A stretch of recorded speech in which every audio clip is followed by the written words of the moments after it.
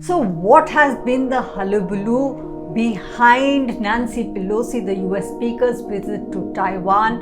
Why has it been so controversial, and what can be the eventual consequences of the visit, not just in the days ahead but months ahead?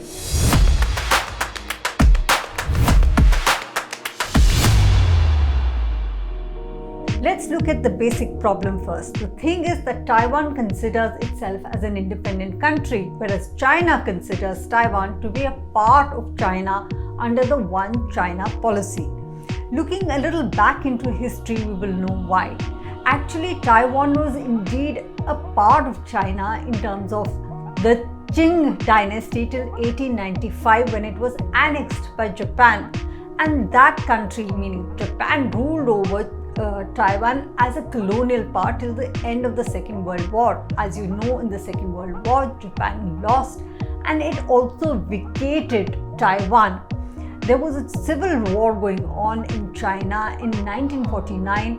The rebels ran to Taiwan and took refuge there, and since then Taiwan has more or less operating autonomously, and now with every passing year asserting itself more and more as an independent country. Most of the Western countries of the world are supporting Taiwan, whereas some countries like Russia, like North Korea, are actually supporting China. And even during Nancy Pelosi's visit to Taiwan, Russia as well as North Korea backed China on the issue. China has been upset, thinking that as we consider Taiwan as a part of China, there cannot be an independent foreign visit to the country without it being routed through Beijing.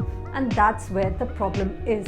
Even White House has not been exactly comfortable with the visit and were hoping to dissuade Nancy Pelosi from visiting, as it would have exaggerated tensions between US and China, and already there's a lot of area of conflict between the two countries.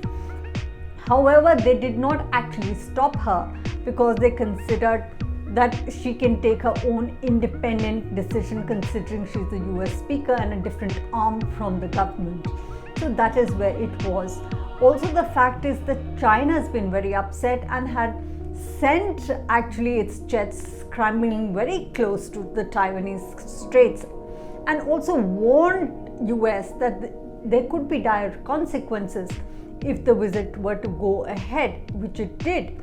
However, whatever might be the internal position of America, the American jets did give Nancy Pelosi a lot of cover, and there was a military alert in that area so that Nancy Pelosi was properly protected.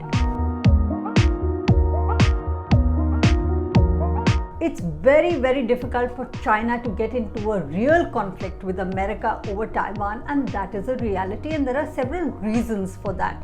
The first is that already Taiwan has committed friends in Japan as well as America who have given a commitment to Taiwan that in case of a conflict, or especially an armed conflict or a military aggression from China, both America and Japan will come to the rescue of Taiwan, including giving it military support. Considering that Taiwan has such huge backers in Japan as well as in America, China would be foolish to get into a conflict which could exaggerate into something pretty big, and it could actually cost China a lot, which is itself wanting to make huge progress economically, and it would be very detrimental to the interests of China, therefore, to get into a conflict with Taiwan, which would be backed by America as well as Japan. So that's the first part. The second is that Taiwan is not a hop-over island. It's about 161 kilometers away from China mainland, and therefore there's a big ocean in between, and therefore it takes a lot of logistical kind of support and a lot of logistical effort to reach Taiwan and to start a conflict there. The other reason is Taiwan is not that small. It's got about 168 islands, and the western part of Taiwan is full of cliffs, and full of rivers. Very, very difficult to get in, and very difficult for another country to launch an attack in Taiwan, especially from the western side, which has its own geographical advantages which are favoring Taiwan. There's also a fact of the matter here that Taiwan has a lot of cities which are spread out. They're not all together. They're not exactly in one place that there could be one consolidated attack. It's got cities spread out, and therefore attacking a very complex network of cities would require very complex operation. And most of all, Taiwan is not a pushover. It's got its own military, it's got a very extensive anti-missile defense system, and therefore it will go all out to protect itself. But one last thing before I go, this is not the first time that Nancy Pelosi has taken on China.